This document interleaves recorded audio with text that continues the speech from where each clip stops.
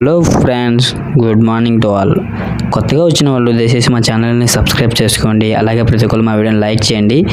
ఈరోజు మన ఈ వీడియోలో అభిమన్యుడి కారణానికి కృష్ణుడే కారణమా అనేది మనం ఈ వీడియోలో తెలుసుకుందాం. మహాభారత యుద్ధంలో అభిమన్యుడి విరోచిత పోరాటం గురించి తెలియని వారు ఉండరు.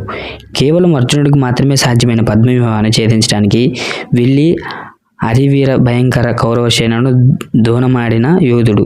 అయితే అభిమన్యుడు గర్భంలోనే పద్మవ్యూహం గురించి తెలుసుకున్నాడు.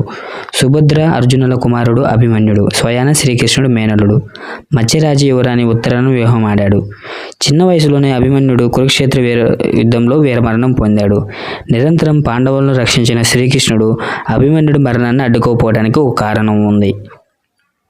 మహాభారత యుద్ధంలో అర్జునుడు రథసారథిగా ఉన్న కృష్ణుడు తలుచుకుంటే అభిమన్యుడు మరణించేవాడు కాదు. అభిమన్యుడు స్వయంగా కృష్ణార్జునుల దగ్గర యుద్ధం విద్యలు అభ్యసించాడు. తర్వాత కృష్ణుడి కుమారుడు ప్రద్యుమ్నుడి దగ్గర శిక్షణ తీసుకున్నాడు. గర్భంలో ఉన్నప్పుడే పద్మవ్యూహ ఛేదన గురించి తెలుసుకున్నాడు.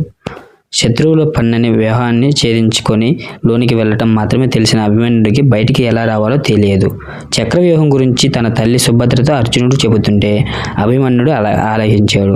అయితే ఒకవైపు మాత్రమే తెలుసుకున్నాడు. ఈ విషయాన్ని గమనించిన శ్రీకృష్ణుడు మొత్తం సమాచారం తెలియకుండా పార్థుడిని అక్కడి నుంచి తీసుకెళ్లిపోయాడు. కురుక్షేత్ర యుద్ధం 13వ రోజు ద్రోణుడు వ్యవహరించిన కృష్ణార్జునుల ఏమార్చడానికి ప్రయత్నించాడు. కొద్ది మొత్తంలో కౌరవ సేనలు ద్వారక వైపు మళ్లించడంతో వారిని నిరోధించడానికి అర్జునుడు రథాన్ని కృష్ణుడు అటు తెరలిస్తాడు. దీన్ని అవకాశంగా తీసుకున్న పాండవ సేనను అంతం చేయడానికి ద్రోణుడు పద్మవ్యూహాన్ని పన్నాడుతాడు. ఈ సమయంలోనే అభిమన్యుడు మరణిస్తాడు. కృష్ణుడికి ముందే తెలుసు. జగన్నాటక సూత్రధార తెలుసుకుంటే అభిమన్యుడు మృత్యువు నుంచి తప్పించుకునేవాడు. కానీ అతడి ఆయుష్యం 16 ఏళ్ళు మాత్రమే.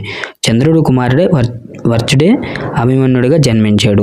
అతడు పుట్టుకకు ముందే చంద్రుడు షరతు విధించాడు. భూలోకంలో 16 ఏళ్ళు మాత్రమే తన కుమారుడు ఉంటాడని పేర్కొన్నాడు. అందుకే పద్మవ్యూహం గురించి పూర్తిగా తెలియనియకుండా జాగ్రత్త వహించాడు. అంతేకాదు, అభిమన్యుడు మరణిస్తే కౌరవులపై అర్జునుడు ప్రతీకారం తీర్చుకుంటాడు.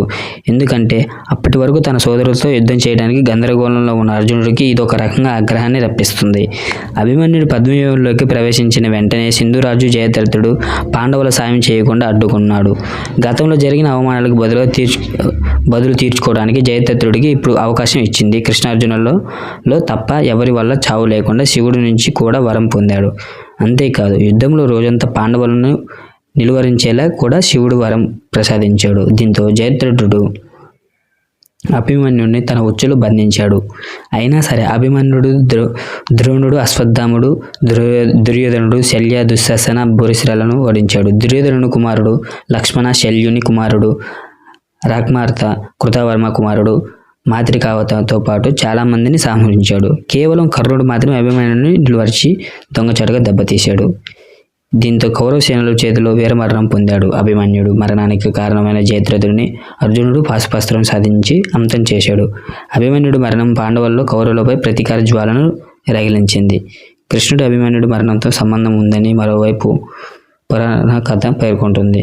అభిమన్యుడు గత జన్మలో అంబికాసురుడు అనే రాక్షసుడు. ఇతడు కృష్ణుడి మేనమామ కంసుడి బంధువు. కంసుడితో పాటు అంబికాసురుడిని కూడా చంపుతానని కృష్ణుడు ప్రతిజ్ఞ చేశాడు. దీంతో భయపడి అంబికాసురుడు క్రిమి మారి ఓ పెట్టెలో దాక్కున్నాడు. అర్జునుడితో వివాహం తర్వాత సుభద్ర అనుకోకుండా ఆ పెట్టెని తెరవడంతో ఆమె గర్భంలోకి ప్రవేశించాడు. అతడి అభిమన్యుడిగా జన్మించాడు. ఈ విషయం తెలిసిన శ్రీకృష్ణుడు పథకం ప్రకారం అతడి మరణానికి పద్మవ్యూహాన్ని ఎంపిక చేశాడు. తన కుమారుడి మరణం పరోక్షంగా కారణం నువ్వేనంటూ శ్రీకృష్ణుడు అర్జునుడు నిందించడం జరిగింది. సో ఫ్రెండ్స్, ఇవాళ స్టోరీ అయితే ఇది. సో ప్రతి ఒక్కరు వీడియోని లైక్ చేయండి, అలాగే షేర్ చేయండి. Thank you to all. By.